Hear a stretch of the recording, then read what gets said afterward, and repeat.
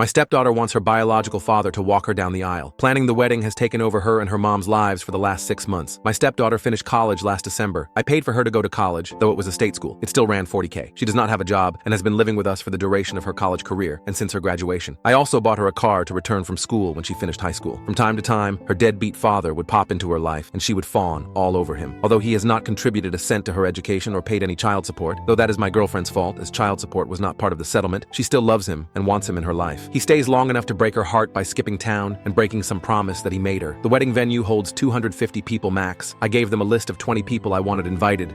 Since I was paying for everything, they told me that it was no problem and they'd take care of it. So I let these people know they'd be getting an invite and they should save the date. Saturday, I saw one of my friends on this list at the golf course and asked if he was coming. He told me that he wasn't invited. He told me that he got an announcement, but not an invitation. He had it in his back seat and showed it to me. Sure enough, it was just an announcement and my name was nowhere on it. It had her dad's name and her mom's name and not mine. This led to a pretty big fight with my girlfriend as I found out that none of my list of 20 cut for the final guest list because 250 people is very tight. I was pissed, but not a hell of a lot I could do because the important people in my life had already been offended. My girlfriend said, if some people didn't RSVP yes, I might be able to get a couple of people in, but that is an ultimate slap in the face in my opinion. So I was boiling on Saturday. Yesterday, we had a Sunday dinner with the future in-laws family and us, and a surprise guest, the real dad. At this little dinner, my stepdaughter announced that her real dad was going to be able to make it to her wedding and that now he'd be able to give her away. This was greeted with a chorus of, oh, how great and how wonderfuls. I don't think I have ever felt so angry and so disrespected. I was shaking. I took a few seconds to gather my composure because I honestly wasn't sure if I would cry or start throwing punches or both. Once I was sure I'd be able to speak, I got up from my chair and said I'd like to make a toast. I couldn't fit it all in this short. Look in the comments.